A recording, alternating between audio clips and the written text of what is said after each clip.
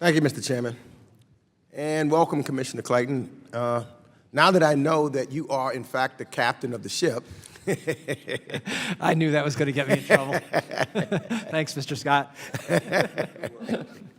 I want to follow up on some questions that I posed to one of your lieutenants, the director of the SEC's Division of Corporation and Finance in April.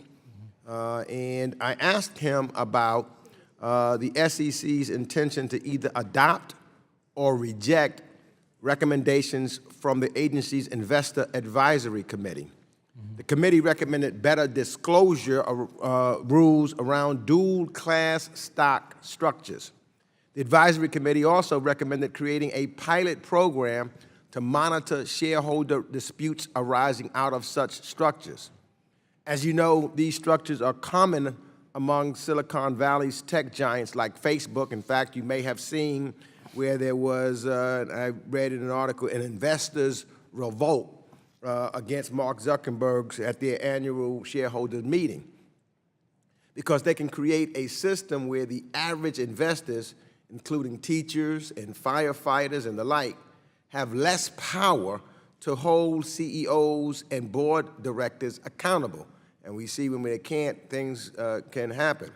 So my question to you is, A, what's your personal opinion on the potential investor harm posed by dual-class stock structures? And B, what is the status of the Investor Advisory's recommendations at the SEC? Okay, let me, if you don't mind, I'll take those in reverse order.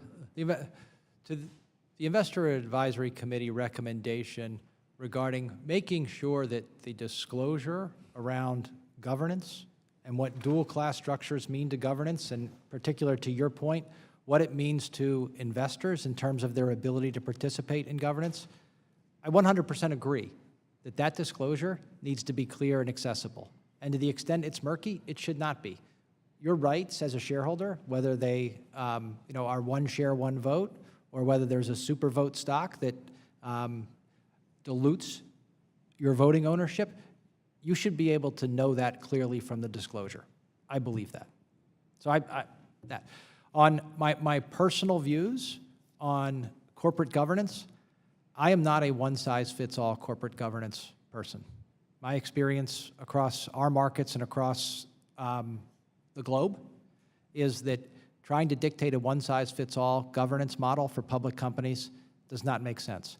I do recognize that there are models that are so extreme that they cause problems. So these dual-class stock structures, you're saying in some places they may fit, in some places they may not. Is that what you're saying? I think, yes, to the extent you take a dual-class structure to an extreme. Let me give you an example. Somebody has, complete voting ownership over a company but has no economic stake in the game. As a person who looks at investments, that kind of outcome troubles me. Does it trouble me to say that a founding group of people who want to take their company public but don't want to be subject to the vagaries of short-termism should have some control over it? That absolutely resonates with me as well. Thank you. That's clear.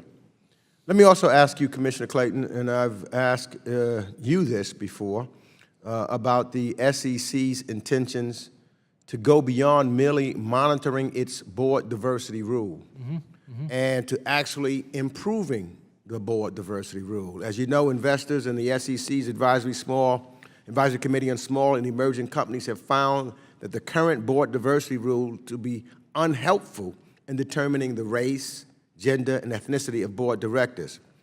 In April, your Director of Corporate Finance mentioned to me that the board diversity rule is back on the SEC's rulemaking agenda. Is this the case?